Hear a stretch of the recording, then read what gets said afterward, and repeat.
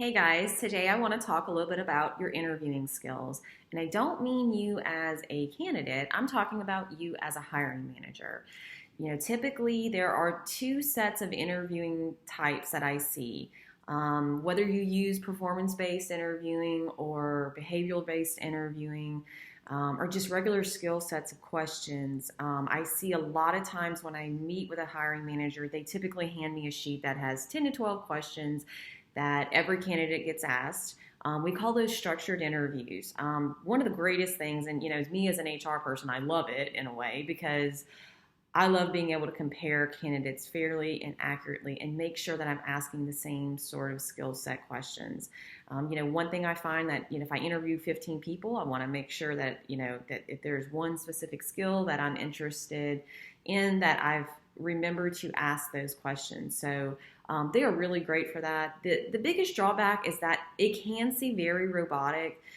It can make the person kind of feel like they're a number when they come in the room. The person's looking at the paper maybe a little bit more, especially if it's a hiring manager who doesn't hire very often. So let's face it, sometimes you're a hiring manager and you may only hire once a year.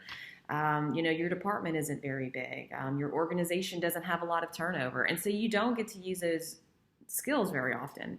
And then there's the second, the latter side that I see, and it happens actually more than you realize within companies. And I'm sure at some point in time, whether you've been, one of the offenders that's done it, or you've been on an interview that you've noticed as well, is kind of what they call the winging it approach, where that hiring manager knows a lot of specifics about that position.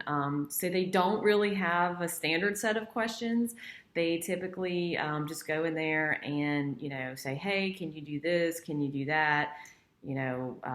Thank you, have a great day, and just kind of play it off that way.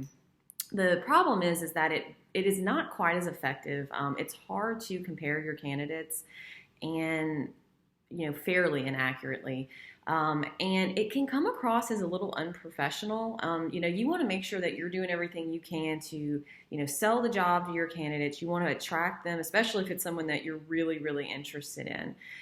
So actually, what I end up recommending is a little bit of both, and it's a structured, and structured interview where maybe you choose 3 to 5 questions that you're going to make sure that you ask your candidates. Just to compare them, fairly and accurately. For example, I'll take an accounting position.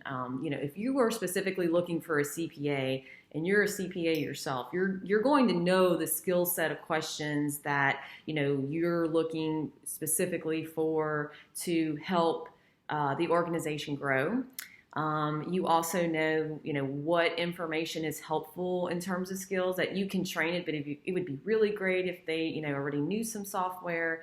So one of the best things that you can do though, is initially the first 4 sentences needs to not be an interview question when you first started interviewing someone. It can be, how are you doing? Would you like a glass of water? Thank you for coming in today. Is there anything I can get for you? And talk a little bit about, one of my first questions is typically, what prompted you to become interested in this position? And that question can really help set the tone for everyone. And I don't even consider it as one of my structured interview questions. It just tells you a little bit about that person. Have they been laid off? Or, are they not happy with their job? And it just kind of gets the conversation flowing a little bit better before you go into a couple of structured questions.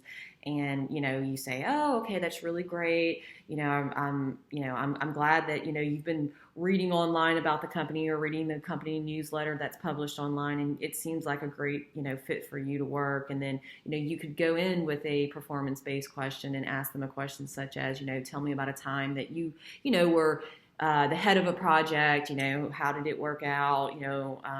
What were the stressors in that project?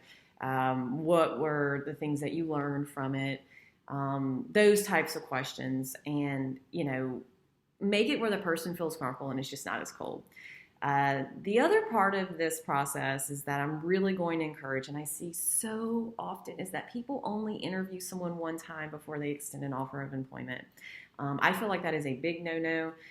This is someone that you're looking at bringing into your organization for an extended period of time. So whether it's, a first interview where it's just you with this person one-on-one, and then bringing them to lunch, maybe the next day, or dinner with some of your team members. I am not a big fan of panel interviewing. I find it very cold. It can be kind of awkward for the candidate.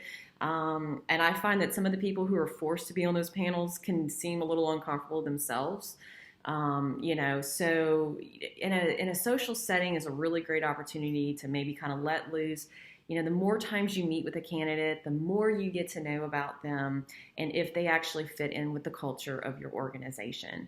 I'm really looking forward to hearing any feedback from you. If you have any questions, feel free to reach out to me.